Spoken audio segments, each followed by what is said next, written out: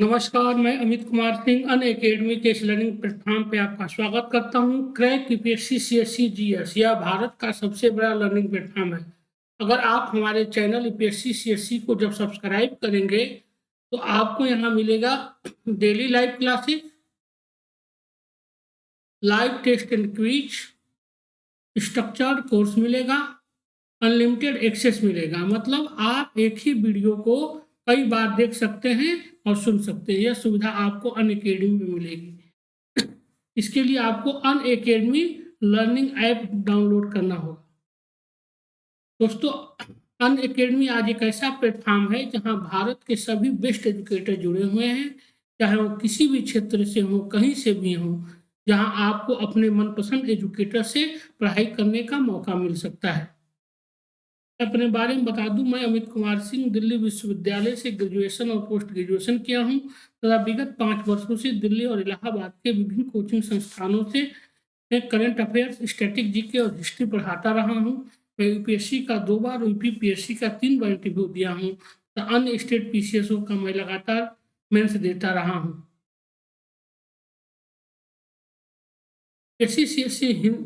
UPSC CSC के channel में 15,519 से ज्यादा कोर्सेज हैं जो कॉम्प्रिहेंसिव हैं। Get subscription now.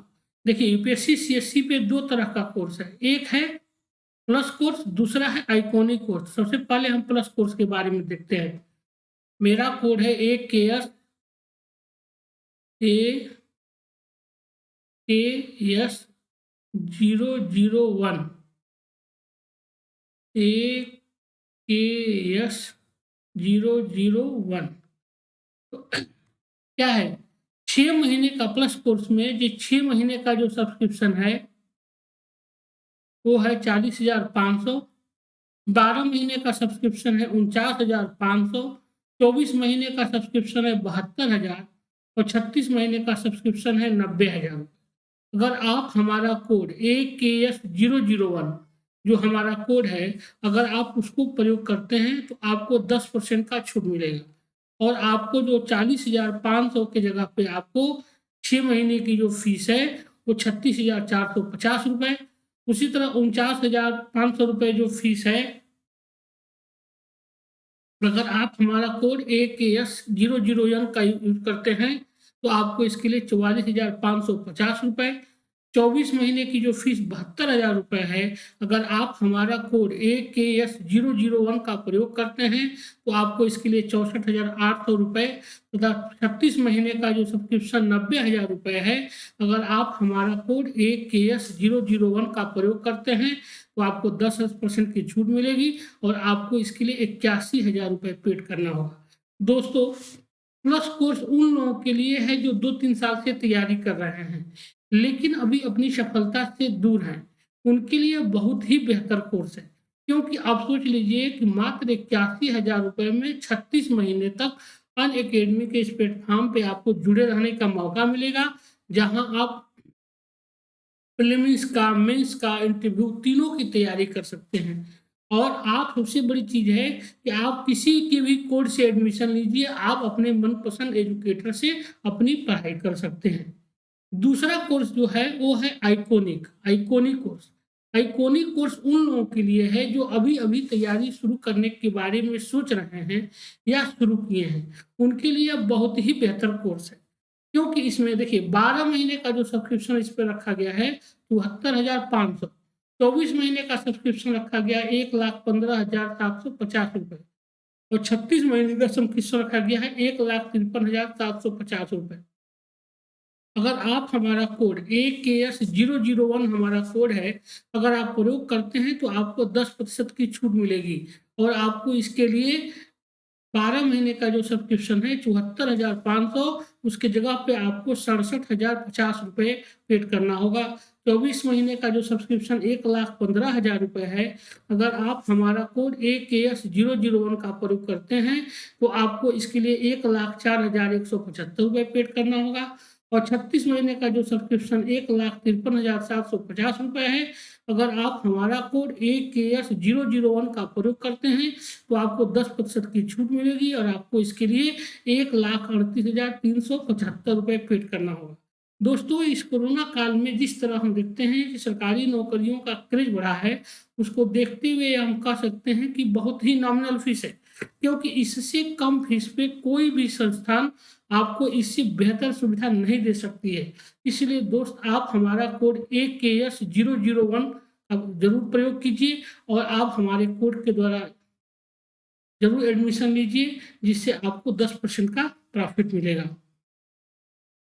6 month batch course की शुरुआत हो रही है यूपीएससी सीएससी 2021 के लिए। 6 मंथ बैच कोर्स की शुरुआत हो रही है यूपीएससी सीएससी प्रीलिम्स 2021 के लिए 18 फरवरी से। 6 मंथ बैच कोर्स की शुरुआत हो रही है। उसी तरह कंप्लीट 1 ईयर बैच कोर्स की शुरुआत हो रही है यूपीएससी सीएससी 2022 के लिए 18 फरवरी से की शुरू हो रही है। और कंप्लीट 2 ईयर बैच कोर्स की शुरुआत किया जा रहा है यूपीएससी सीएससी 2023 के लिए 18 फरवरी से। और एनसीईआरटी बैचेस की शुरुआत किया जा रहा है यूपीएससी सीएससी प्रीलिम्स के लिए 18 फरवरी से।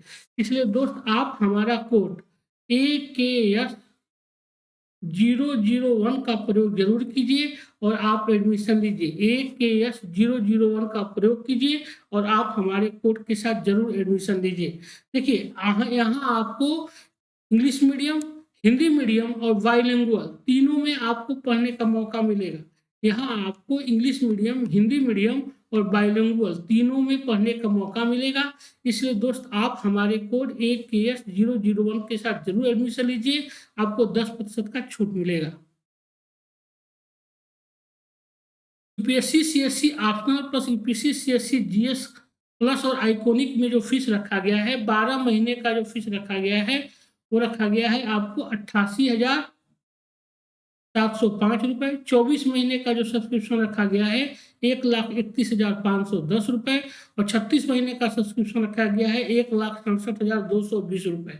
अगर आप हमारा कोड AKS001 का प्रयोग करेंगे तो आपको 10% की छूट मिलेगी। इसी तरह UPSC CSC GS plus UPSC CSC optional जो प्लस कोर्स में फीस रखा गया है, उसमें 12 महीने का सब्सक्रिप्शन है 70,103 रुपए। 24 महीने का सब्सक्रिप्शन है 99,680 रुपए। और 36 महीने का सब्सक्रिप्शन है 1,21,200 रुपए। अगर आप हमारा कोड AKS001 का प्रयोग करेंगे तो आपको 10% की छूट मिलेगी। इसलिए दोस्त, आप हमारे कोड AKS001 का प्रयोग जरूर कीजिए, इससे आपको फायदा मिलेगा। नमस्कार, एक बार फिर मैं अमित कुमार सिंह आप लोगों का स्वागत करता हूं। दोस्त, आज यहाँ हम पढ़ेंगे 1857 के विद्रोह।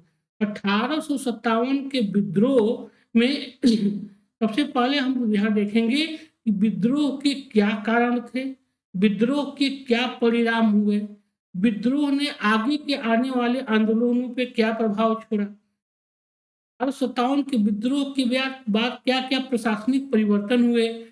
फिर 1857 के विद्रोह के कौन कौन से नेता थे और 1857 के विद्रोह को किन किन के द्वारा, किन अधिकारियों ने किस क्षेत्र में इस विद्रोह को दबाने का काम किया। और इतिहासकारों का, पश्चिम के इतिहासकारों और भारतीय इतिहासकारों का क्या मत है 1857 के विद्रोह को लेकर, उनके विचार को भी हम यहाँ पढ़ेंगे। तो सबसे पहले हम पढ़ते हैं 1857 का विद्रोह। इस विद्रोह का आरंभ 10 मई 1857 की मेरठ की 34वीं रेजिमेंट के सिपाहियों द्वारा किया गया था। देखिए, इंपॉर्टेंट है, यही पूछता है सबसे पहला कि इस विद्रोह का प्रारंभ कब हुआ था। 1857 के विद्रोह का प्रारंभ कब हुआ था और कहां से हुआ था। तो 10 मई 1857 की मेरठ की 34वीं रेजिमेंट के सिपाहियों के द्वारा किया गया था 1857 के विद्रोह की शुरुआत।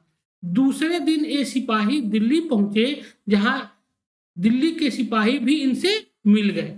इन सिपाहियों ने दिल्ली पर अधिकार कर लिया तथा 80 वर्षीय मुगल बादशाह बहादुर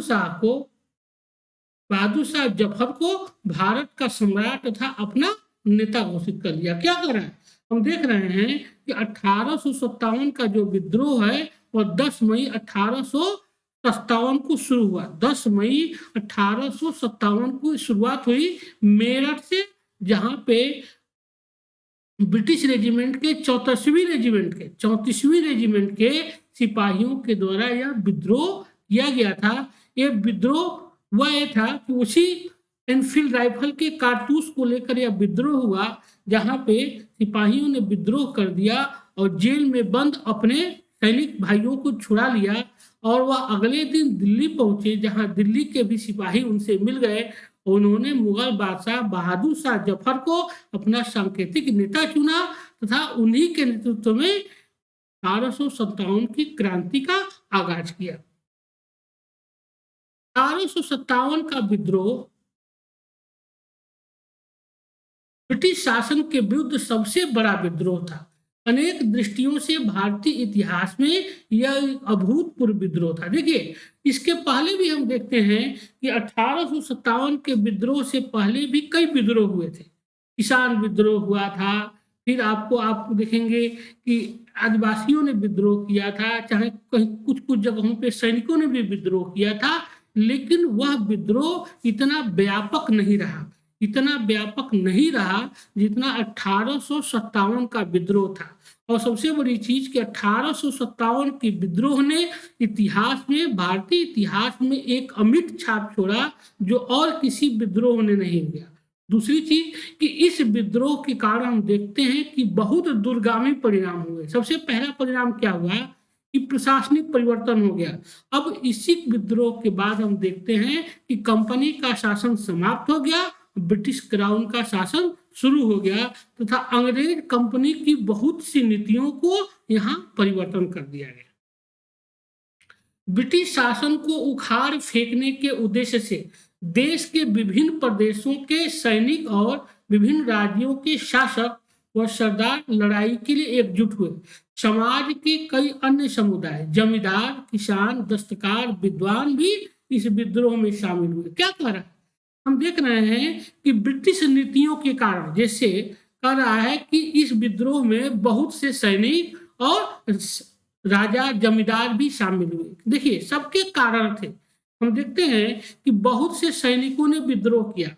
देखिए, सबसे सैनिकों को विद्रोह करने का 2-3 कारण था। सबसे पहला था, तत्कालीन कारण क्या था कि एनफील्ड राइफल का प्रयोग। एनफील्ड राइफल का जो प्रयोग किया जाता था, वह एक नई राइफल आई थी। जो पहले जो राइफल प्रयोग की जाती थी ब्रिटिश फौज में, उसकी जगह पे एनफील्ड राइफल आया था, जिसमें कारतूस को दांत से काट कर उस बंदूक में भरनी पड़ती थी, जिसमें कारतूस के ऊपर कहा जाता था कि गाय और सुअर की चर्बी लगी हुई थी, जिससे हिंदू और मुसलमान दोनों आहत हो रहे थे। यह कारण था, एक विद्रोह करने का तात्कालिक कारण था। दीर्घकालिक कारण में क्या था कि वेतन को लेकर काफी भेदभाव था।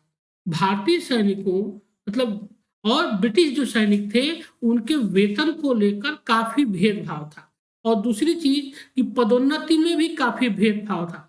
कोई भी भारतीय सैनिक कितना भी योग्य क्यों न हो, वो हवलदार से, सूबेदार से ऊंचा पोस्ट नहीं प्राप्त कर सकता था। आज यह कारण थे जो सैनिकों को विद्रोह। और दूसरी चीज क्या कि पहले क्या था कि समुद्र पार जाने पर, लड़ने पर, दूसरे देश में लड़ाई करने पर वेतन भत्ते दिए जा रहे थे, उसको भी कंपनी ने बंद कर दिया।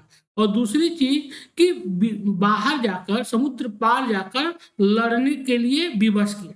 लेकिन उस समय भारत में यह भ्रांति फैली हुई थी कि समुद्र पार जाने से व्यक्ति का धर्म भ्रष्ट हो जाता है। यह भी एक कारण था 1857 के विद्रोह के।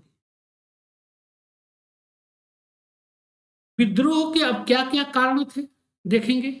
अभी तो जो बताए वो भी कारण था, लेकिन अब फिर देख लेते हैं हम। विद्रोह का कारण भारत में ब्रिटिश नीतियों से उत्पन्न व्यापक असंतोष था। अंग्रेजों की राज्य विस्तार की नीति के कारण भारत के अनेक शासकों और सरदारों में उनके प्रति असंतोष व्याप्त हो गया। अंग्रेजों ने उनके साथ सहायक संधि कर ली थी, परंतु अंग्रेज इन संधियों को मनमर्जी से तोड़ देते थे। हम देख रहे हैं कि 1857 के विद्रोह का पहला जो कारण था वह क्या था? वह था कि हम देखते हैं कि शासक वर्ग जो थे और सरदार वर्ग, जो किसी समय ब्रिटिश ब्रिटिश राज्य के लिए एक हितैषी थे, उनके मन में भी ब्रिटिश कंपनी को लेकर असंतुष्ट व्याप्त हो गया था। उसके क्या कारण, उसके कारण थे, सबसे पहले कि अंग्रेजों के साथ उन्होंने सहायक संधि तो की थी। सहायक संधि क्या थी? सहायक संधि एक तरह से थी कि वे अपने खर्च पे ब्रिटिश फौज को अपने यहाँ अपनी सहायता के लिए, अपनी सुरक्षा के लिए रखते थे। और लेकिन इसमें सबसे बड़ी चीज क्या थी कि वे अपनी पूरी विदेश नीति, पूरी की पूरी विदेश नीति अंग्रेजों को सौंप देते थे। और अंग्रेज क्या करते थे कि जब इच्छा उनकी होती थी, अगर उनको लगता था कि फला प्रदेश से सहायक संधि करने से बहुत फायदा नहीं है, तो सहायक संधि को तोड़ लेते थे, मतलब अपनी मर्जी से चलते थे। लेकिन जो भारतीय शासक उनसे के द्वारा सहायक संधि कर लेता था, उसको उससे बाहर निकलने का अधिकार नहीं था। डलहौजी ने राज्य हड़प की नीति को डलहौजी ने राज्य हड़प की नीति को कड़ाई से लागू किया, जिससे असंतोष और भी अधिक बढ़ गया।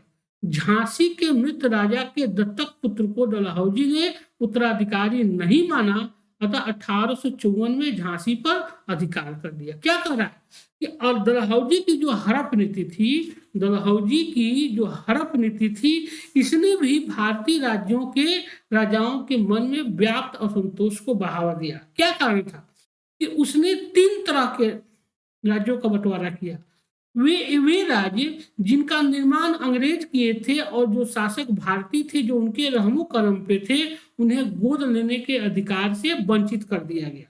उन्हें गोद लेने से के अधिकार से वंचित कर दिया गया। तो दूसरा कि एक वे राज्य थे जो अंग्रेजों के अधीन थे, वे अपनी इच्छा से अपने उत्तराधिकारी का चुनाव नहीं कर सकते थे।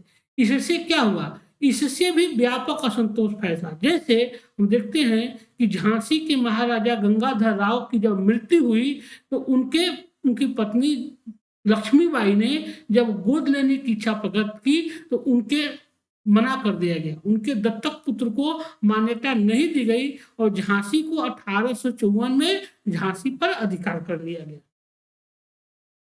किसानों और दस्तकारों की बर्बादी, पहला तो कारण ये किया था। दूसरा, किसानों एवं दस्तकारों की बर्बादी।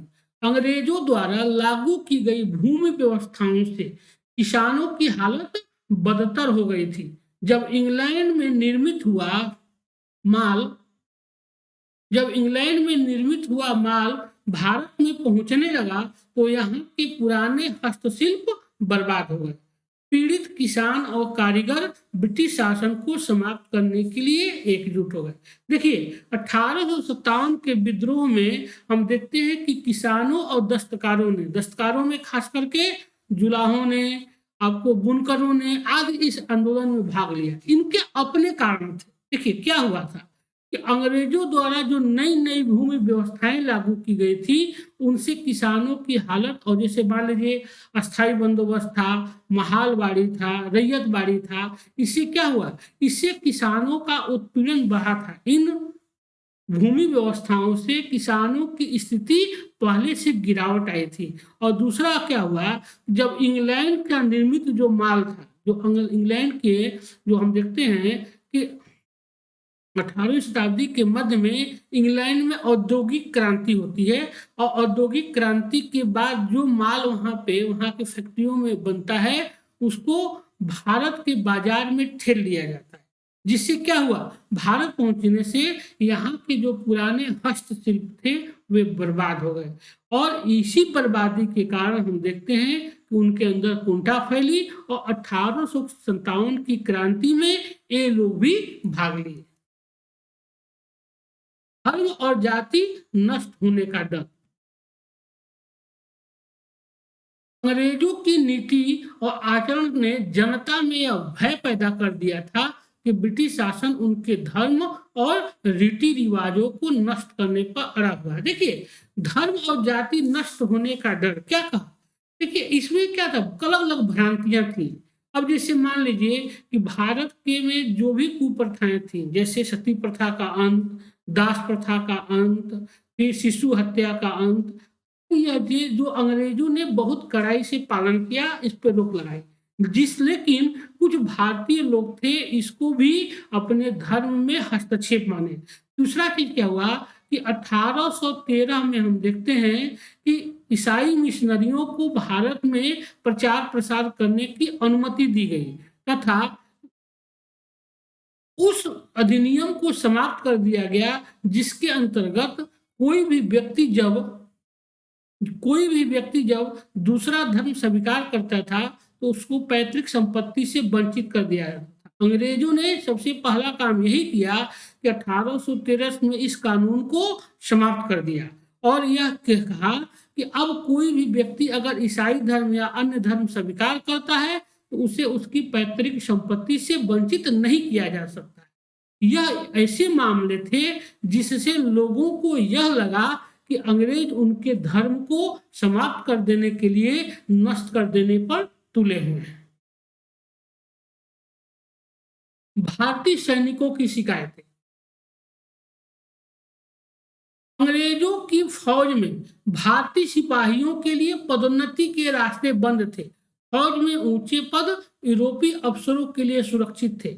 भारतीय और यूरोपीय सैनिकों के वेतन में बहुत अंतर था। यूरोपीय अधिकारी भारतीय सिपाहियों को घृणित दृष्टि से भी देखते थे। क्या कारण अभी जो हम बताए हैं, देखिए सबसे पहला क्या था, राजनीतिक कारण। राजनीतिक कारण हम बताए क्या, झांसी और अन्य जो राज्य थे जिनके मामलों में हस्तक्षेप करके व्यपगत के सिद्धांत के तहत ले लिया गया था, हड़प नीति के तहत, उससे राजाओं और जमींदारों के मन में असंतोष था। दूसरा कारण क्या था, उसके बाद से धार्मिक कारण। धार्मिक कारण में क्या था, धार्मिक कारण में हम देख रहे हैं कि वही गाय और सुअर की चर्बी को दांत से लगा हुआ कारतूस को दांत से काटना पड़ता था और उससे इन लोगों का क्या लगा, इन लोगों को लगा कि हमारा अंग्रेज धर्म भ्रष्ट करने पर तुले हुए हैं। और तीसरा क्या कारण था कि जो सामाजिक सुधार हो रहे थे उसको भी लोगों ने अपने धर्म में हस्तक्षेप माना। और आर्थिक कारण में हम देखते हैं कि भारत में जो किसानों पर तरह तरह के कानून बनाकर उनसे अत्यधिक राजस्व वसूला गया तथा जो पुराने जो भूमि व्यवस्था थी उसको बदलकर नई भूमि व्यवस्था को लागू किया गया और भारतीय दस्तकारी व्यवस्था को बर्बाद कर दिया गया, जिससे दस्तकारों और किसानों के मन में असंतोष फैला और वे 1857 के क्रांति में भाग लिए। यह था आर्थिक कारण। अब हम देखे हैं कि सैनिक कारण क्या था। सैनिक कारण में क्या था, सैनिक कारण जो था वह था भारतीय सैनिकों और अंग्रेजी सैनिकों के वेतनमान में काफी अंतर था। भारतीय सैनिकों को कम वेतन दिया जाता था जबकि अंग्रेजी सैनिकों को ज्यादा वेतन दिया जाता था, पहला कारण। दूसरा कारण यह था कि पदोन्नति के अवसर कम थे। भारतीय सैनिकों को पदोन्नति के अवसर कम थे। कोई भी भारतीय सैनिक कितना भी क्यों ना हुआ बहादुर हो, उसको क्या था, उसके लिए पदोन्नति के रास्ते बंद थे। वह ज्यादा से ज्यादा सूबेदार के पोस्ट तक ही पहुंच सकता था। मतलब क्या हुआ, कहने का मतलब यह हुआ कि जो पदोन्नति के लिए रखा गया था वह क्या था, यूरोपीय अफसरों के लिए और ऊंचे पद सुरक्षित रखे गए थे। यह आज जो कारण था यह क्या था, सैनिक कारण था। और तात्कालिक कारण को तो आप लोग जानते ही हैं कि तात्कालिक कारण क्या था, गाय और सुअर की चर्बी से युक्त एनफील्ड राइफल की गोली को दांत से काटना पड़ता था, जिससे हिंदू और मुसलमान दोनों का धर्म आहत हुआ और वे सैनिक विद्रोह करने पर उतारू हो गए। यह था राजनीतिक कारण, धार्मिक कारण, आर्थिक कारण और सैनिक कारण तथा तात्कालिक कारण। युद्ध में जाने पर उसी में है, अभी क्या है, सैनिक कारण में ही कि युद्ध में जाने पर भारतीय सैनिकों के अतिरिक्त भत्ता मिलता था।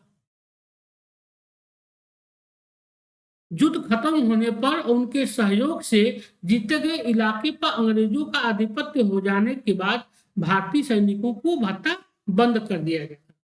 अन्य भारतीयों की तरह भारतीय सैनिकों में विश्वास बैठ गया कि उनका धर्म खतरे में है। उसी दौरान यह क्या हो गया, तात्कालिक कारण हो गया। यह हो गया तात्कालिक कारण। यह है 1857 का तात्कालिक कारण।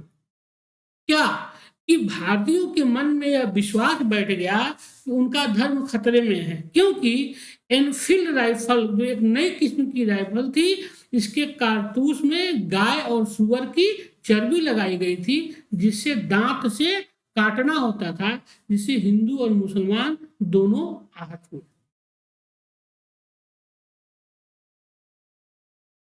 भारतीय स्वतंत्रता हेतु प्रथम सशस्त्र विद्रोह का कारण 10 मई 1857 को मेरठ छावनी के 20वीं NI तथा 3 LC की पैदल सैन्य टुकड़ी के द्वारा चर्बी वाले कारतूस के प्रयोग से इनकार करना था। क्या करा है? देखिए, यह क्रांति की तिथि अलग से तय की गई थी दूसरे डेट पे, लेकिन यह क्रांति के विफल होने का एक कारण यह भी कहा जाता है कि समय से पहले ही यह क्रांति हो गई, मतलब तैयारी करने का पूरा मौका नहीं मिला।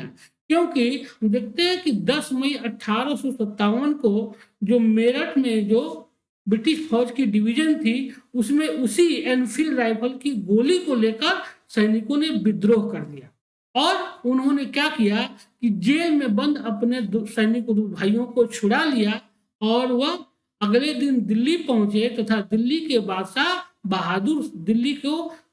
बहादुर शाह जफर को अपना भारत का बादशाह तथा अपना नेता घोषित किया।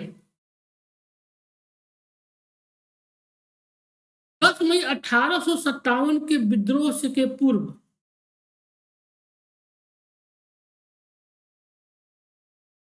29 मार्च 1857 को बैरकपुर छावनी के सिपाही मंगल पांडे ने चर्बी युक्त कारतूस का प्रयोग के विरोध में अपने अधिकारी लेफ्टिनेंट बाग और सार्जेंट ह्यूरसन को गोली मार दी। कई बार यह एग्जाम में पूछा हुआ है, यह डेट भी पूछता है कि मंगल पांडे ने बैरकपुर छावनी में कब विद्रोह किया था।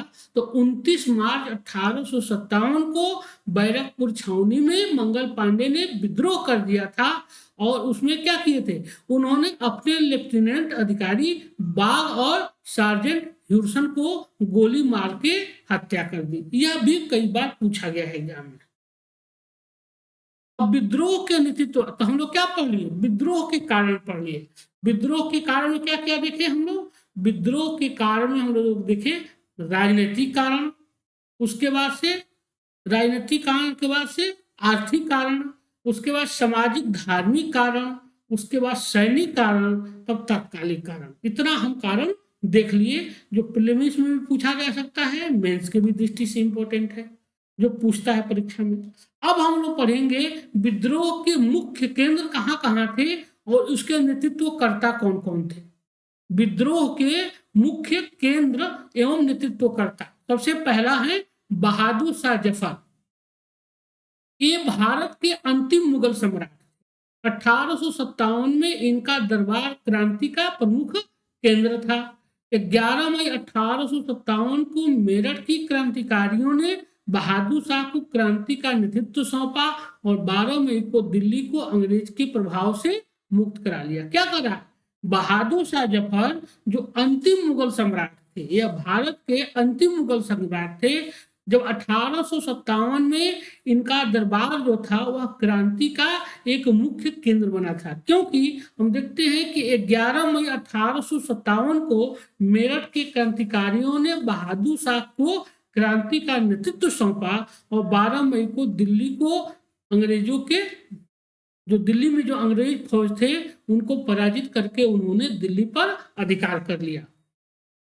20 सितंबर 1857 को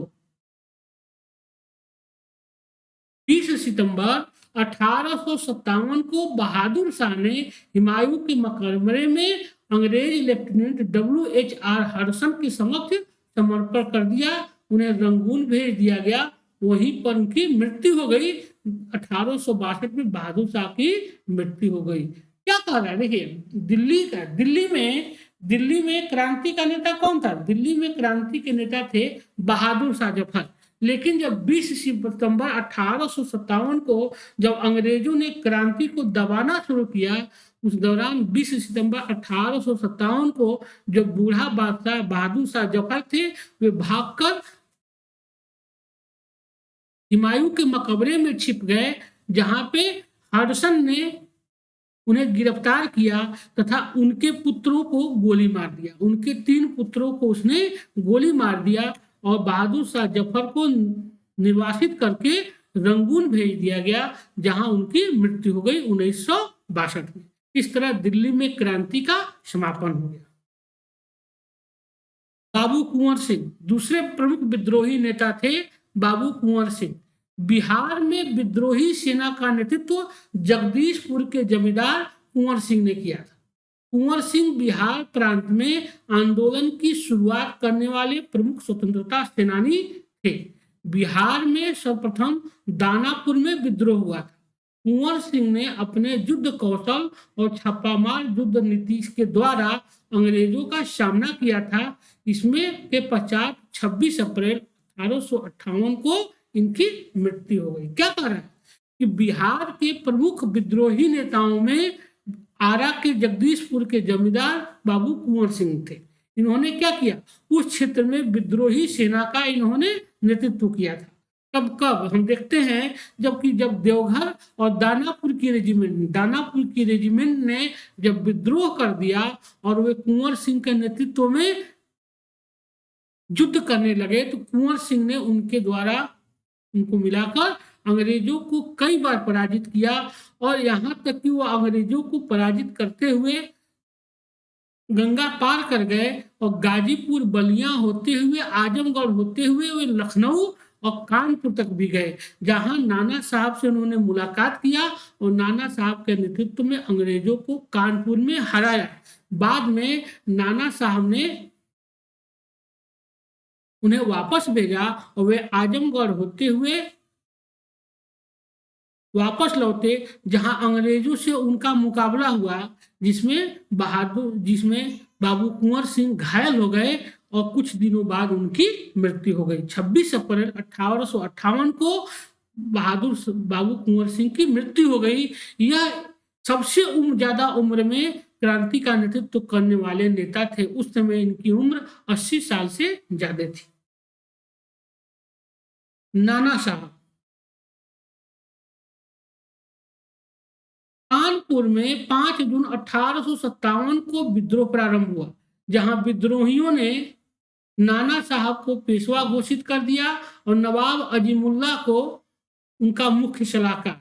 नाना साहब पेशवा बाजीराव द्वितीय के दत्तक पुत्र थे। उनका नाम ढोढू पंत था। अंग्रेजों ने उन्हें पेशवा का उत्तराधिकारी मानने से इनकार कर दिया था तथा उनकी 8 लाख रुपए की वार्षिक पेंशन बंद कर दी थी। क्या कारण है? देखिए, हम देखते हैं कि जो भी नेता, जो राजा जमींदार, जो भी क्रांति में भाग लिए, उनके अपने निजी हित भी थे। जैसे मान लीजिए झांसी की रानी ने भाग लिया, उसके पीछे उनका निजी हित था कि अंग्रेजों ने उनके पुत्र को राजा मानने से इनकार कर दिया, मतलब उनके दत्तक पुत्र को राज्य देने से इनकार कर दिया।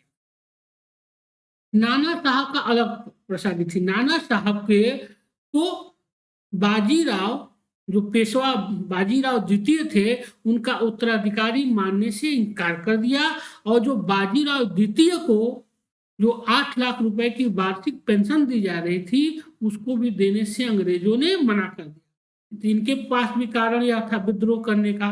और हजरत महल देखते हैं, लखनऊ में हजरत महल ने विद्रोह किया क्योंकि उनके पुत्र बिरजिस कादिर को उनके राज्य से, अवध से बेदखल कर दिया गया था। इसके कारण उन्होंने विद्रोह किया। कहने का मतलब ये हुआ, बाबू कुंवर सिंह को विद्रोह करना पड़ा क्योंकि इनकी जमींदारी भी खतरे में थी।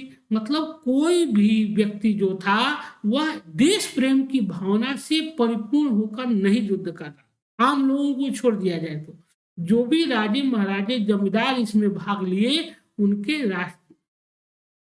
अपने हित थे। लेकिन बाद में हम देखते हैं कि इस क्रांति का एक व्यापक प्रभाव पड़ा आने वाली क्रांतियों पे। इसीलिए हम 1857 की क्रांति को राष्ट्रीय विद्रोह की संज्ञा दिया है। उसी तरह हम देखते हैं कि कानपुर में विद्रोह का नेतृत्व किसने किया? नाना साहब ने। 5 जून 1857 को कानपुर में विद्रोह हुआ और कानपुर के विद्रोहियों ने नाना साहब को अपना पेशवा घोषित किया तथा अजीमुल्ला को उनका समसलाहकार घोषित कर दिया। परिणाम स्वरूप नाना साहब ने अंग्रेजों के विरुद्ध क्रांतिकारियों का नेतृत्व किया। नाना साहब के सैनिकों का नेतृत्व तात्या तोपे कर रहे थे, जो एक बहादुर और योग्य नेता थे। क्या कह रहा है कि कानपुर में विद्रोह का जो नेतृत्व था वह नाना साहब ने किया और नाना साहब की तरफ से क्रांति का नेतृत्व उनके सेनापति तात्या तोपे ने किया, जो एक योग्य और कुशलतम श्रेणी के योद्धा थे। तात्या तोपे तात्या तोपे स्वतंत्रता संग्राम महान सेनानी थे। इनका वास्तविक नाम रामचंद्र पांडुरंग था। कई बार यह एग्जाम में पूछा गया है, कई बार यह यूपी पीसीएस में पूछा गया है कि तात्या तोपे का वास्तविक नाम क्या था। तो रामचंद्र पांडुरंग उनका जो था वास्तविक नाम था। इन्हें भारत का गैरीबाल्डी भी कहा जाता है। किसको? तात्या तोपे को। इन्होंने अंग्रेजों के विरुद्ध 1857 के स्वतंत्रता आंदोलन को दीर्घकाल तक जारी रखा। अपनी सेना को लेकर इन्हें संकट काल में जंगलों में छिपे रहना पड़ता था। ये अंतिम समय तक अंग्रेजों से लड़ते लड़ते अप्रैल 1859 में शहीद हो गए। क्या कह रहे हैं कि तात्या तोपे ही एकमात्र ऐसे व्यक्ति थे। 1857 की क्रांति में हम देखें तो महत्वपूर्ण व्यक्तियों में तात्या तोपे एक ऐसे व्यक्ति थे जिनका अपना कोई निजी हित नहीं था। वे क्या थे? निस्वार्थ भाव से 1857 की क्रांति में ये भाग लिए, निस्वार्थ भाव से। जब नाना साहब पराजित हो गए तो झांसी की तरफ बढ़ गए और झांसी की रानी की को इन्होंने सहायता किया। इन्हें भारत का गैरीबाल्डी भी कहा जाता है। गैरीबाल्डी मतलब क्या किया? जैसे इटली के एकीकरण में गैरीबाल्डी का योगदान है, उसी तरह 1857 की क्रांति के एकीकरण में तात्या तोपे का भी स्थान है। इसीलिए इन्हें भारत का गैरीबाल्डी कहा जाता है।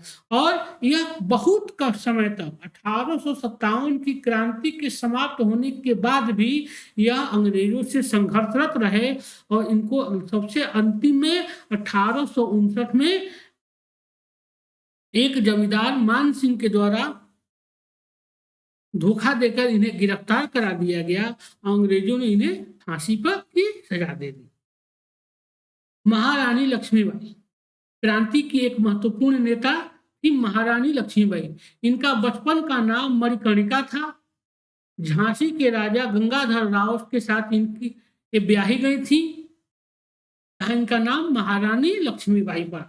लॉर्ड डलहौजी ने जब गोद निषेध को नियम का लाभ उठाकर झांसी राज्य को ब्रिटिश साम्राज्य में मिला लिया, तो इस नीति से असंतुष्ट होकर रानी ने बड़ी वीरता के साथ अंग्रेजों से युद्ध किया और 17 जून 1858 में ग्वालियर के किले में स्वतंत्रता की लड़ाई लड़ते हुए वीर गति को प्राप्त हुई। क्या कह रहा है कि देखिए, लक्ष्मीबाई जो थी, इनका बचपन का नाम था मणिकर्णिका। यह इनकी जो शादी हुई थी, यह भी क्या थी? एक मराठा परिवार से थी और इनकी जो शादी हुई थी वो झांसी के राजा गंगाधर राव के साथ हुई थी। लेकिन लॉर्ड डलहौजी के द्वारा जब गोद निषेध नियम का लाभ उठाकर जब झांसी का विलय कर लिया गया, क्योंकि राजा साहब जो गंगाधर राव थे ये भी निसंतान मर गए थे और झांसी की रानी को गोद लेने से मना कर दिया गया और इनके राज्य को जब मिला लिया गया राज्य में, तो इस नीति से असंतुष्ट होकर हम देखते हैं कि रानी ने बड़ी वीरता के साथ अंग्रेजों से युद्ध किया और 17 जून 1858 को ग्वालियर के किले में स्वतंत्रता की लड़ाई लड़ते हुए यह वीर गति को प्राप्त हुई। इनके विद्रोह का दमन अंग्रेज सेनापति हीरोज ने किया था और हीरोज का यह कथन था, इनकी वीरता को देखते हुए हीरोज ने कहा था कि भारतीय स्वतंत्रता सेनानियों में यह एकमात्र मर्द थी। भारतीय स्वतंत्रता सेनानियों में यह एकमात्र मर्द थी। अगला जो क्रांतिकारी नेता थी 1857 की, वो थी बेगम हजरत महल। बेगम हजरत महल वाजिद अली शाह के अल्पसंख्यक बेटे, अल्पबेश के बेटे बिरजिश कादिर को अवध की गद्दी पे बैठाया। यह कौन थी? बेगम हजरत महल जो थी वह वाजिद अली शाह की विधवा थी। वाजिद अली शाह की विधवा थी। इन्होंने क्या किया कि अपने अल्पसंख्यक अल्पवयस्क बेटे बिरजिश कादिर को अवध की गद्दी पर बैठा दिया और जिसका शासन मां हजरत महल ने संभाला और उसी की ओर से वह शासन करने लगी। बेगम हजरत महल साहसी, धैर्यवान और प्रबुद्ध महिला थी। इन्होंने अपने राज्य के सम्मान को बचाने के लिए अंग्रेजों से संघर्ष किया। अंत में वो नेपाल चली गई, जहां उन्हें उनको मृत्यु की प्राप्त हो गई। क्या कर रहा है? मतलब 1857 की क्रांति का नेतृत्व अवध में किसने किया? लखनऊ में क्रांति का नेतृत्व किया था बेगम हजरत महल ने। बेगम हजरत महल ने क्रांति का नेतृत्व किया और इन्होंने बहुत बहादुरी के साथ क्रांति का नेतृत्व किया, लेकिन अंत में यह पराजित हुई और नेपाल भाग गई, जहां इन्हें मृत्यु प्राप्त हुआ। तो 1857 के विद्रोह का काल अनुक्रम क्या है? 26 फरवरी 1857 बहरामपुर में विद्रोह। 19वीं बंगाल नेटिव इन्फेंट्री ने किया था 26 फरवरी 1857 को बहरामपुर में विद्रोह। 29 मार्च 1857 को बैरकपुर मुर्शिदाबाद में विद्रोह।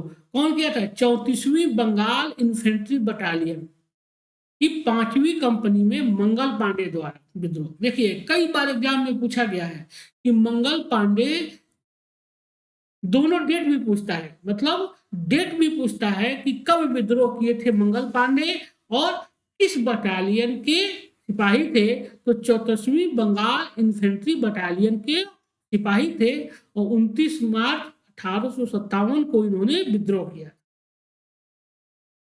अगला जो था 10 मई 1857 मेरठ में विद्रोह। बंगाल आर्मी की 11वीं और 10वीं नेटिव कैवलरी ने जवानों ने एकत्र होकर विद्रोह शुरू कर दिए थे 10 मई 1857।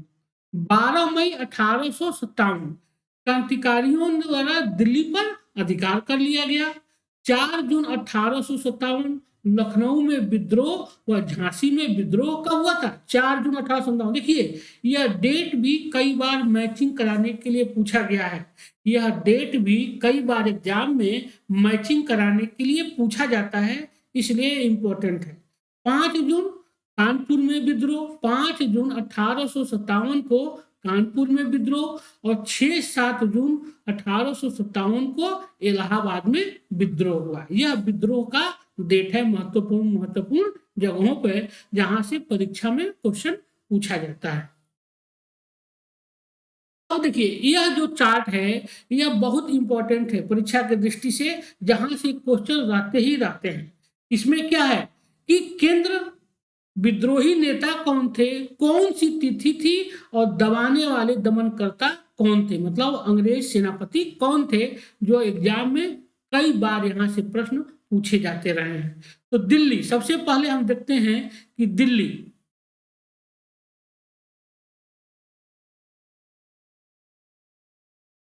1857 के विद्रोह के प्रमुख केंद्र और प्रमुख विद्रोही नेता। तो सबसे पहला केंद्र है दिल्ली। दिल्ली में विद्रोही नेता थे बहादुर शाह द्वितीय और वक्त खान। वक्त खान कौन थे? वक्त खान बहादुर शाह द्वितीय के सेनापति थे। इन्होंने क्या किया? यहाँ पे क्रांति का दिल्ली में नेतृत्व किए थे बहादुर शाह और वक्त खान। कई बार बहादुर शाह का नाम नहीं देकर वक्त खान का भी नाम पूछा हुआ है एग्जाम में। विद्रोह की तिथि थी दिल्ली में 11 मई 1857 और दिल्ली में विद्रोह का दमन किया था निकलसन और हडसन ने। निकलसन और हडसन ने दिल्ली में क्रांति का दमन किया। दिल्ली में क्रांति के दमन करने वाले जो ब्रिटिश फौज के अधिकारी थे वे थे निकलसन और हडसन। कई बार एग्जाम में पूछा गया है। लखनऊ, दूसरा जो विद्रोह था प्रमुख लखनऊ, जिसका नेतृत्व किया था बेगम हजरत महल और बिरजिश कादिर ने। बेगम हजरत महल और उनके पुत्र बिरजिश कादिर ने लखनऊ में क्रांति का नेतृत्व किया था। यह हुआ था 4 जून 1857 को। 4 जून 1857 को लखनऊ में क्रांति का नेतृत्व बेगम हजरत महल और बिरजिश कादिर के द्वारा किया गया था और इस विद्रोह को दबाया था कॉलिन कैम्पबेल ने। कॉलिन कैम्पबेल ने 1857 की क्रांति का लखनऊ में दबाया। लखनऊ में 1857 की क्रांति को दबाया था कॉलिन कैम्पबेल ने। झांसी और ग्वालियर में क्रांति का नेतृत्व किया था लक्ष्मीबाई और तात्या तोपे ने। झांसी और ग्वालियर में 1857 की क्रांति की नेतृत्व किया था झांसी की रानी लक्ष्मीबाई और तात्या तोपे ने। यह भी हुआ था कब? 4 जून को। 4 जून 1857, मतलब लखनऊ और झांसी में और ग्वालियर में एक ही दिन हुआ था, 4 जून को। और यहाँ पे विद्रोह का दमन किया था अंग्रेज सेनापति जनरल ह्यूरोज।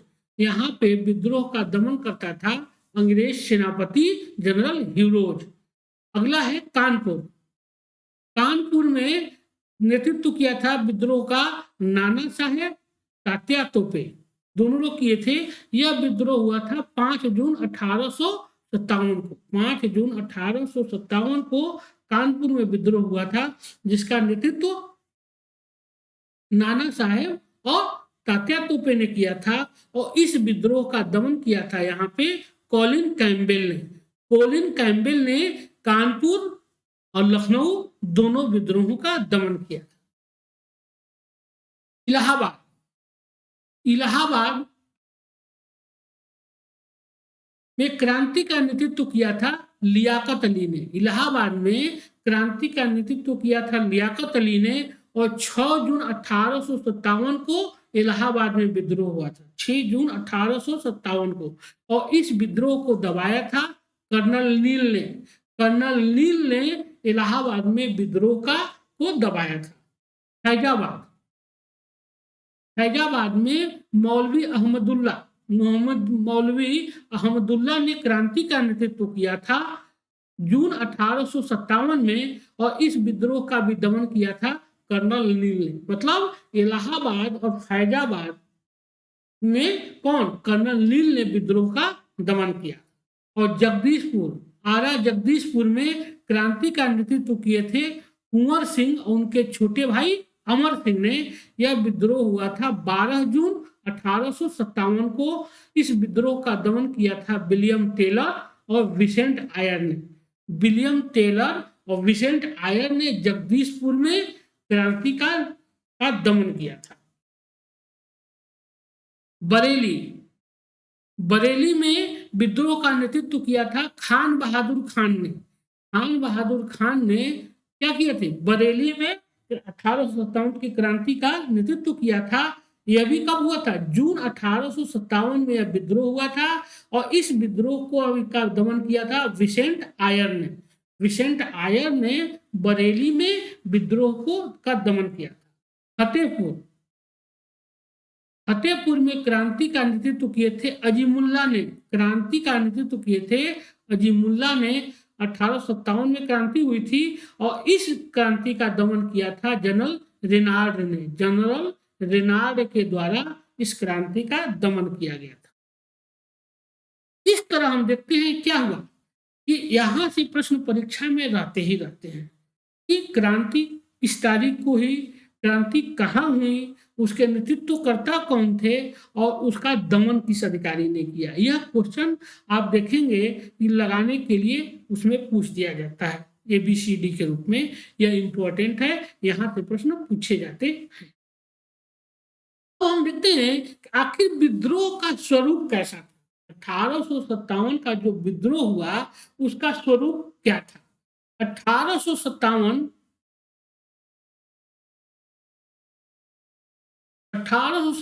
का विद्रोह भारतीय इतिहास का गौरवशाली अध्याय माना जाता है। पहली बार देश के विभिन्न भागों के बीच एक ऐसे शासन के विरुद्ध एकता स्थापित हुई जो क्या था, सबका शत्रु था। विद्रोह के नेता यद्यपि विदेशी शासन को उखाड़ फेंकने के लिए लड़ रहे थे, परंतु भविष्य के प्रति उनका दृष्टिकोण क्या था, अनिश्चित था। देखिए क्या कारण है कि 1857 की क्रांति को लेकर बहुत अलग अलग भ्रांतियां, स्वरूप को लेकर अलग अलग विचार। देखिए पहला है कि जो विद्रोही जो नेता जो लड़ रहे थे उखाड़ फेंकने के लिए, विद्रोह के जो नेता थे, चाहे वो नाना साहब थे, चाहे झांसी की रानी थी, चाहे कुंवर सिंह थे, चाहे हजरत महल ब्रिटिश कादर थे, सबका अपना अपना हित था। ये भविष्य के प्रति इनका भविष्य अनिश्चित था। जैसे झांसी की रानी को अगर उनके पुत्र को गोद राजा मान लिया जाता तो हो सकता था कि वह क्रांति में भाग नहीं लेती। उसी तरह कुंवर सिंह की अगर जिम्मेदारी पे खतरा नहीं रहता तो भी हो सकता था कि विद्रोह नहीं करते।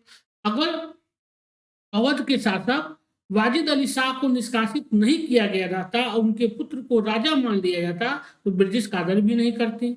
और नाना साहब पेशवा जो थे, अगर उनकी पेंशन उनको मान्यता दे दी जाती और उनको पेंशन बहाल कर दिया जाता तो हो सकता था कि ये भी 1857 की क्रांति में भाग नहीं लेते। इसलिए क्या था, यह विद्रोह के जो नेता थे ये उनका भविष्य अनिश्चित था, इसीलिए क्या कर रहे थे, अपने भविष्य के लिए एक क्रांति करने पर मजबूर हुए।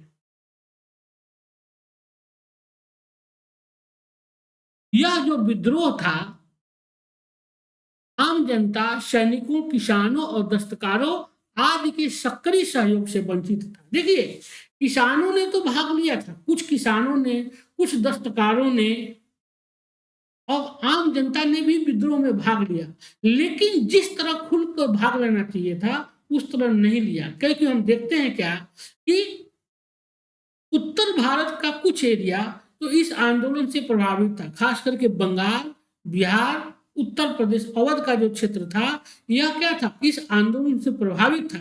लेकिन हम देखते हैं यही पंजाब में, फिर आप दक्षिण भारत, इससे पूरी तरह से वह क्या था, पूरी तरह अछूता रहा इस क्रांति से। और यही कारण था कि अंग्रेजों ने इस सीमित क्षेत्र में इस विद्रोह को दमन कर दिया। और दूसरा चीज क्या था कि कुछ भारतीय राजा थे, वो भी विद्रोह को दबाने में अंग्रेजों का साथ दिया, जिसमें ग्वालियर के राजा सिंधिया थे, चाहे पटियाला के राजा, नाभा के राजा, नेपाल के राजा गोरखा जो थे, यह लोग क्या किए, यह भारतीय विद्रोह को, और राजस्थान के जितने लगभग राजपूत राजा थे सभी ने विद्रोह को दबाने में अंग्रेजों का साथ दिया। जनता के अपने स्वतंत्र सामाजिक, आर्थिक, राजनीतिक लक्ष्य स्पष्ट नहीं थे। ब्रिटिश शासन को उखाड़ फेंकने के उद्देश्य से सभी विद्रोही एकजुट नहीं हुए। विद्रोही अधिकतर अपने क्षेत्र में ही लड़ते रहे। विभिन्न क्षेत्रों में विद्रोही शक्तियों के बीच व्यवस्थित तालमेल नहीं था। क्या करा, देखिए विद्रोह को लेकर क्या है, स्वरूप को लेकर मतभेद है। बहुत से लोग हैं जो कहते हैं कि यह विद्रोह था ही नहीं, क्योंकि देखिए सबसे क्या थे कि जो भी नेता जो लड़ रहे थे तो कर रहे थे सबके आपसी अपने स्वार्थ हित थे। दूसरी चीज कि पढ़ा लिखा जो वर्ग था, मध्यम वर्ग था जो पढ़ा लिखा, वह इस विद्रोह से दूर रहा। मध्यम वर्ग और पढ़ा लिखा वर्ग इससे दूर इसलिए रहा कि उन्हें यह लगता था कि इस विद्रोह अगर अंग्रेज चले जाते हैं तो वही पुरानी पुरातन व्यवस्था जो है राजाओं की, वह भारत में स्थापित हो जाएगी, जिसमें पढ़े लिखे लोगों का कोई भविष्य नहीं था। इसलिए क्या थे, पढ़े लिखे लोग इस आंदोलन से दूर रहे। और 1857 पर आधारित प्रमुख पुस्तकें कौन कौन सी हैं जो परीक्षा में पूछा जाता है? द ग्रेट रिवेलियन, यह किसकी किताब है? यह अशोक मेहता किताब है। द ग्रेट रिवेलियन यह अशोक मेहता की किताब है। फर्स्ट वार ऑफ इंडिपेंडेंट, कई बार एग्जाम में पूछा गया है। फर्स्ट वार ऑफ इंडिपेंडेंट मतलब भारत का प्रथम स्वतंत्रता संग्राम, विनायक दामोदर सावरकर की पुस्तक है। यह विनायक दामोदर सावरकर की पुस्तक है। 1857 1857 जो है एसन सेन की किताब है। यह क्या है? 1857 के सरकारी इतिहासकार हैं और सरकारी किताब है। 1857 के यह सरकारी इतिहासकार हैं। एसन सेन, सन्याक सेन, उनकी पुस्तक है 1857। सिपाही म्यूनिटी एंड द रिवोल्ट ऑफ 1857, यह है आरसी मजूमदार की किताब है, रमेश चंद्र मजूमदार की किताब है सिपाही म्यूनिटी एंड द रिवोल्ट ऑफ 1857। यह है भारतीय इतिहासकार रमेश चंद्र मजूमदार की किताब है, जो क्या मानते हैं? 1857 की क्रांति को यह क्रांति न मानकर एक सैनिक विद्रोह की संज्ञा देते हैं। History of Indian mutiny, history of Indian mutiny, यह टी.आर. होम्स की किताब है, टी.आर. होम्स की। रिवेलियन 1857, यह पी.सी. जोशी की किताब है। और causes of the Indian revolt, यह सर सैयद अहमद खान की किताब है। देखिए 1857 की क्रांति के बाद सबसे पहली पुस्तक जो लिखी गई थी वह थी यही, causes of the Indian revolt, Sir Syed Ahmad Khan की। यह कई बार एग्जाम में पूछा गया है कि 1857 की क्रांति के बाद सबसे पहले कौन सी पुस्तक लिखी गई थी, तो यही लिखी गई थी सर सैयद अहमद खान के द्वारा, causes of the Indian revolt. अब विद्रोह पर विदेशी इतिहासकारों का क्या मत है? यहाँ से भी क्वेश्चन कई बार एग्जाम में पूछा गया है, यहाँ से भी क्वेश्चन कई बार एग्जाम में पूछा गया है कि विदेशी इतिहासकारों का क्या मत है। सबसे पहला है sir John Lawrence, sir John Lawrence. इनका मत है कि यदि विद्रोहियों में कोई भी एक योग्य नेता होता तो हम सदैव के लिए हार जाते।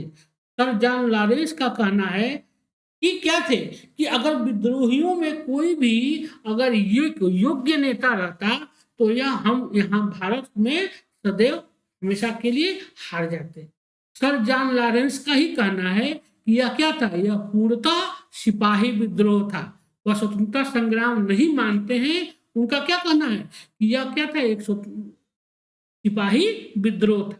बेंजामिन डिज़रायली जो क्या कर बाद में ब्रिटेन के प्रधानमंत्री बने थे, राजनीतिज्ञ थे, इनका कहना था कि 1857 का विद्रोह एक राष्ट्रीय विद्रोह था। बहुत बार यह एग्जाम में पूछा गया है कि किस ब्रिटेन के किस राजनीतिज्ञ ने 1857 की क्रांति को राष्ट्रीय विद्रोह की संज्ञा दी है, तो बेंजामिन डिज़रायली। बेंजामिन डिज़रायली जो ब्रिटेन के कॉमन हाउस के सदस्य थे और बाद में ब्रिटेन के प्राइम मिनिस्टर भी बने, वो 1857 की क्रांति को राष्ट्रीय विद्रोह की संज्ञा देते हैं। चौथा थे सर जॉन सीले। सर जॉन सीले जो विदेशी इतिहासकार हैं, इनका कहना है कि यह विद्रोह पूर्णतः देशभक्ति रहित स्वार्थपूर्ण सैनिक विद्रोह था, जिसका न कोई नेतृत्व था और न कोई जन समर्थन। मतलब क्या है, सर जॉन सीले भी इस विद्रोह को क्या मानते हैं, सैनिक विद्रोह के रूप में मानते हैं।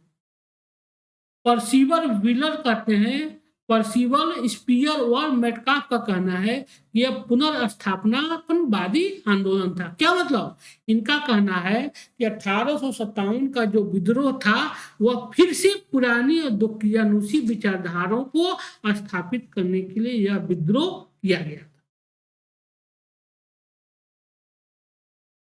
पी रॉबर्टसन का कहना है कि 1857 का विद्रोह केवल एक सैनिक विद्रोह था, जिसका तात्कालिक कारण चर्बी युक्त कारतूस था। रॉबर्टसन कहते हैं कि 1857 का विद्रोह क्या था, सैनिक विद्रोह था, इसका तात्कालिक कारण था चर्बी युक्त कारतूस का प्रयोग। टी.आर. होम्स का कहना है यह क्या था, सभ्यता एवं बर्बरता का संघर्ष था। कई बार यह क्वेश्चन पूछा गया परीक्षा में कि किस विदेशी पश्चिमी इतिहासकार ने 1857 की क्रांति को सभ्यता और बर्बरता का संघर्ष माना है, तो टी.आर. होम्स के द्वारा। डब्ल्यू. टेलर और जेम्स आउटरम का कहना है कि यह अंग्रेजों के विरुद्ध हिंदू मुसलमानों का षड्यंत्र कहते हैं। रीच का कहना है कि ईसाई धर्म के विरुद्ध एक धर्म युद्ध था। यह भी कई बार पूछा गया एग्जाम में कि किस इतिहासकार ने 1857 की क्रांति को धर्म युद्ध की संज्ञा दिया है, तो वह था रीच। कूपलैंड और जॉन ब्रूस नार्टन का कहना है कि 1857 ईस्वी का विद्रोह सैनिक विद्रोह न होकर क्या था, नागरिक विद्रोह था। कूपलैंड और जॉन बुस्टन जो हैं, इनका कहना है कि क्या था, 1857 का विद्रोह सैनिक विद्रोह नहीं, यह एक नागरिक विद्रोह था, लोगों जनता का विद्रोह था। और टी व्हीलर के कहना है कि यह एशियाई प्रकार का एक विद्रोह था। और रॉबर्ट्स का कहना है कि यह वस्तुतः एक मुस्लिम षड्यंत्र था। अब विद्रोह की असफलता के क्या कारण थे? अब हम देखते हैं कि 1857 का जो विद्रोह हुआ, इसकी असफलता के क्या कारण थे। असफलता के कारण देखिए, यह प्रीलिम्स में भी पूछा जा सकता है।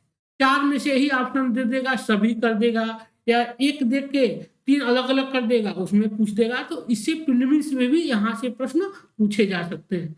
तो पहला क्या था, विद्रोह का सीमित स्वरूप। विद्रोह का सीमित स्वरूप मतलब कहने का मतलब क्या हुआ, अभी हम शुरू में ही बताए हैं कि 1857 का जो विद्रोह हुआ, यह क्या हुआ, भारत के केवल उत्तर भारत का क्षेत्र इससे प्रभावित रहा। उत्तर भारत और पूर्वी भारत, बंगाल का क्षेत्र इससे प्रभावित रहा। पंजाब और पश्चिमी भारत और दक्षिण भारत इससे क्या रहे, अछूता रहे। तो सीमित रूप में जब विद्रोह हुआ, सीमित क्षेत्र में जब विद्रोह हुआ, तो अंग्रेजों ने इस विद्रोह को आसानी से दबा दिया। दूसरा क्या था कि देशी नरेशों और सामंतों का विश्वासघात। अभी बताए हैं कि 1857 की क्रांति में हम देखते हैं कि अधिकांश राजा जो थे, अधिकांश भारतीय जो नरेश थे और जमींदार थे, उस विद्रोह को दमन करने में अपना योगदान दिया है। जैसे हम देखते हैं कि ग्वालियर का सिंधिया, इंदौर का होलकर, नागपुर के भोसले और पंजाब के नाभा और पटियाला के राजा। फिर हम देखते हैं कि आपको राजस्थान के जो अन्य राजपूत राज्य, यह क्या थे, इन्होंने विद्रोह को दमन करने में अंग्रेजों का साथ दिया था। तीसरा क्या है, योग्य नेतृत्व का अभाव था। हम देखते हैं कि जिस तरह अंग्रेजों ने विद्रोह को दबाने के लिए अपने योग्यतम सैनिक नेताओं को उतारा, जिसमें आउटरम, नील, हडसन, निकलसन, कैम्पबेल आदि को उतारा। उस तरह हम देखते हैं कि 1857 की क्रांति में कोई भी एक ऐसा नेता बनकर नहीं उभरा जिसका एक राष्ट्रीय चरित्र हो और पूरे क्रांति का नेतृत्व कर सके। क्या, क्योंकि सबके अपने अपने हित थे और सब लोग क्षेत्रीय नेता बनकर ही इस क्रांति में रह गए। कोई भी एक इसका राष्ट्रीय नेता नहीं बना। बहादुर शाह को सांकेतिक रूप से बनाया गया, लेकिन बहादुर शाह की उम्र इतनी ज्यादा थी कि वह नेतृत्व करने की क्षमता उनमें नहीं थी। संगठन का अभाव मतलब क्या था, 1857 की क्रांति का कोई संगठन नहीं था।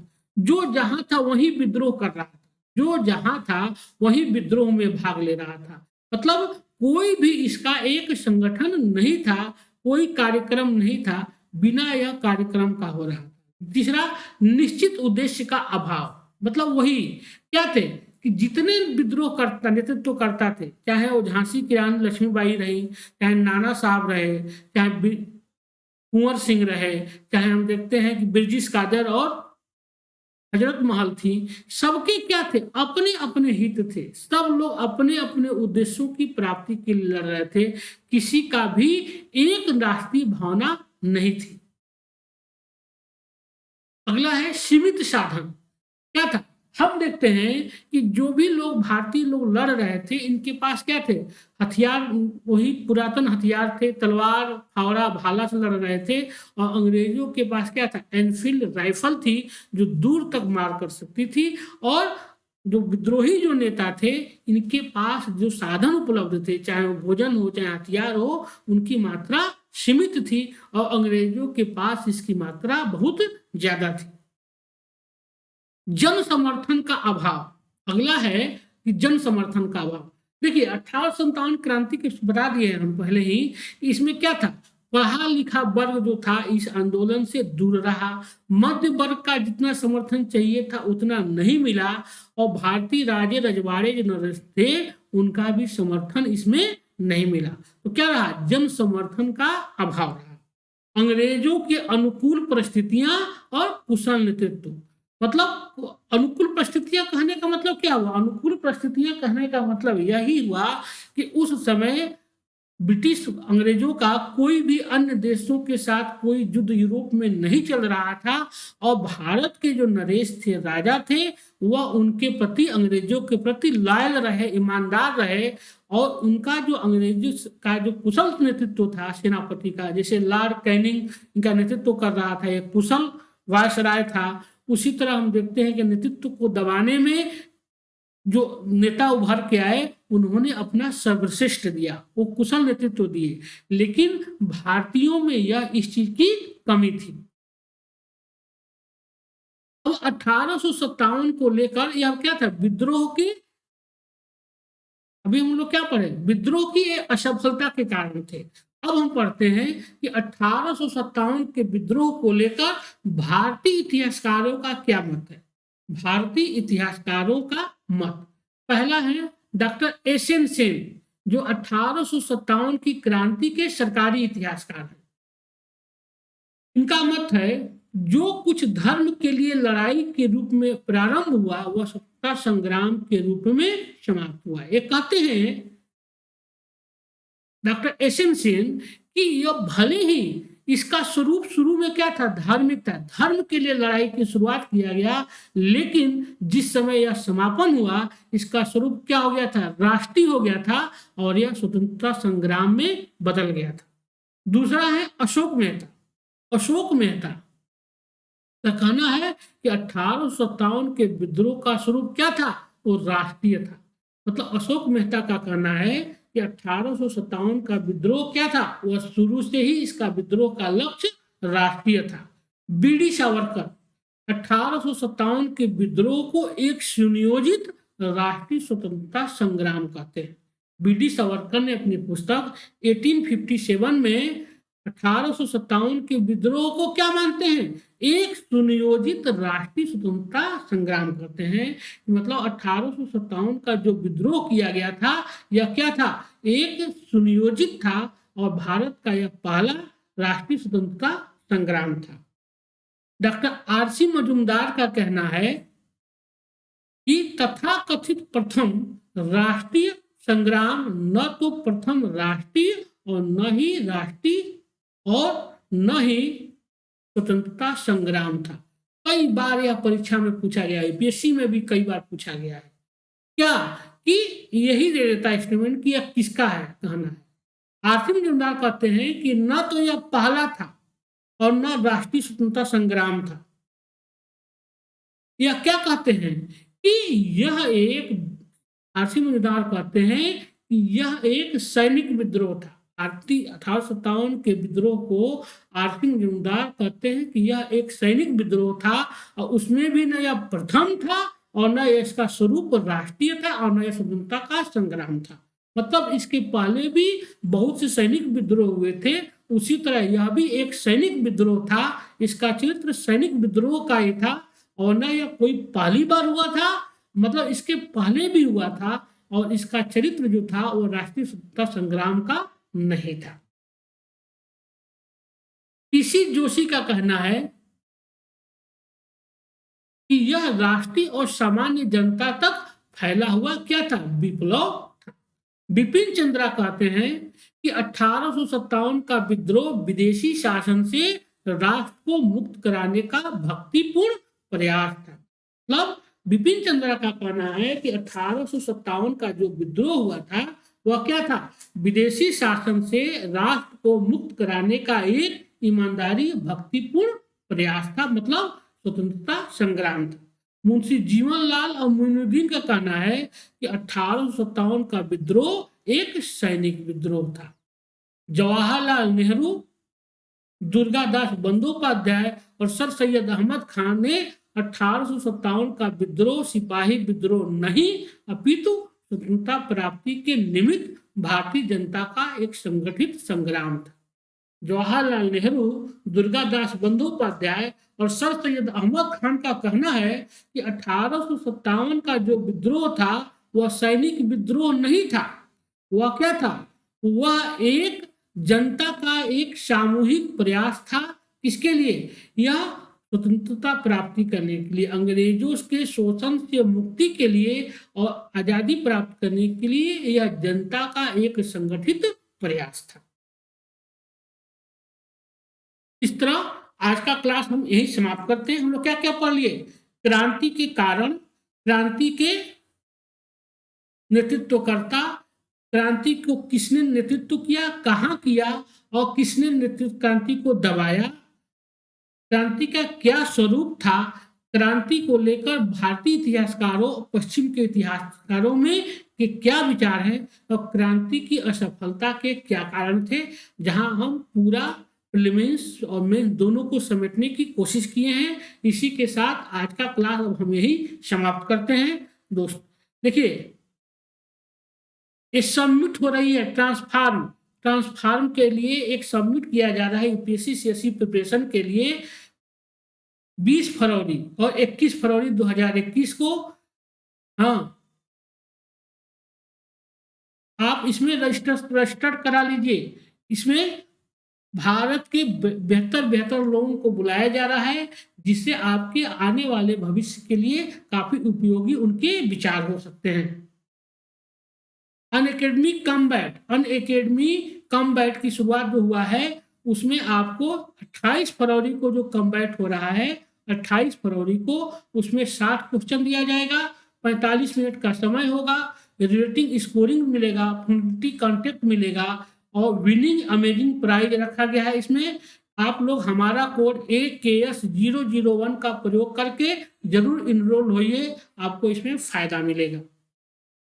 इसी के साथ मैं अमित कुमार सिंह आज का क्लास यही समाप्त करता हूं। दोस्त, आप हमारे कोड AKS001 हमारा कोड है, आप जरूर एडमिशन लीजिए।